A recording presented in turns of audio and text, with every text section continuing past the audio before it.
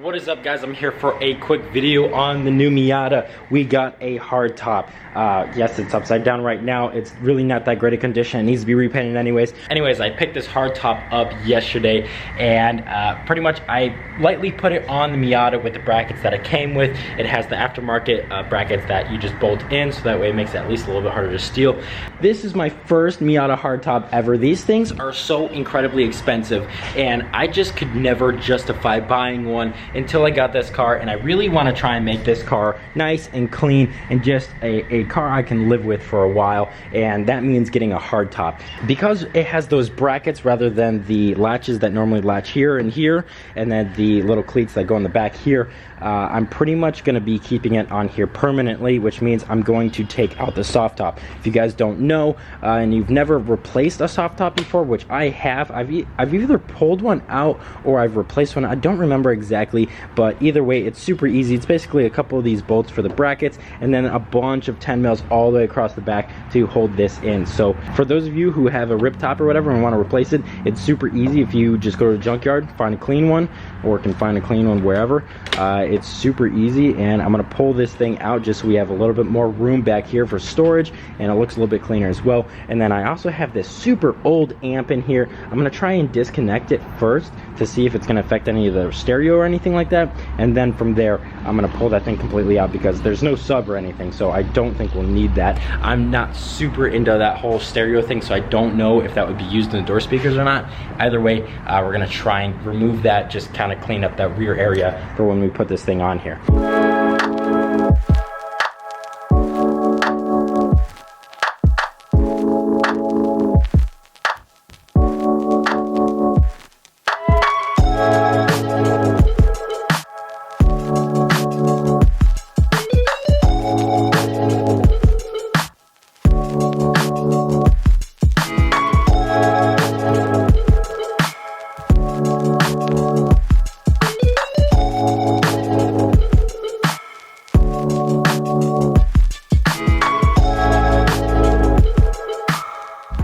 I just got done tearing out all of this crap.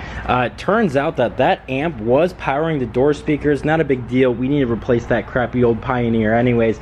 So I'm going to sort all that out later. I just made sure that I did terminate the power cable that was running back here. I just disconnected it from the radio, whatever. I had to pull up all the center console and all that. But now I have all of this put back together. I put back these rails back here and then put these little buttons back in here to hold the carpet. So now it's going to look nice once it's vacuumed and cleaned up. But next thing to do is to pop the hard top on here, adjust everything, get 100%, because whenever I first put it on here, it wasn't seating up here all the way, so I have to really try and push that up here, make sure everything fits, make sure the windows all the way up close and seat correctly, and then from there we're probably going to try and detail this thing. We're going to try and cut and buff the whole car.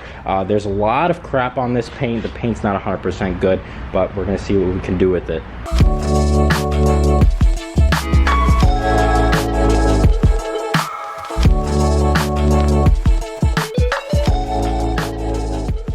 It's now the next day, and you can see that the Miata now has a banner. Basically, I went to Joann's Fabric. I knew I could get some white vinyl there. It was super crappy. I tried doing it once. It allowed me to get a little bit of experience before I went ahead and did it with this piece of Avery that I went ahead and picked up from Chicago Auto Pros. They graciously just gave it to me, and I was able to redo it, and it looks nice now. I think that the plain white banner kind of cleans it up a little bit and makes it a little bit better. It's kind of like a Bricey thing that doesn't really do anything, but I was able to delete the visors, which I think kind of get in the way a little bit, and I'm really just trying to free up as much of the interior as possible. And then also, I think it just looks a little bit better. We get back up too, but now that we have the hard top and the banner, it's looking that much more better. We have a couple more things we can do yet, and that's the side skirts and the rear Tupperware. Pretty much after that, we are going to try and get the MB2 front end, basically just the bumper and the headlights, and then we can do that lip that we have as well.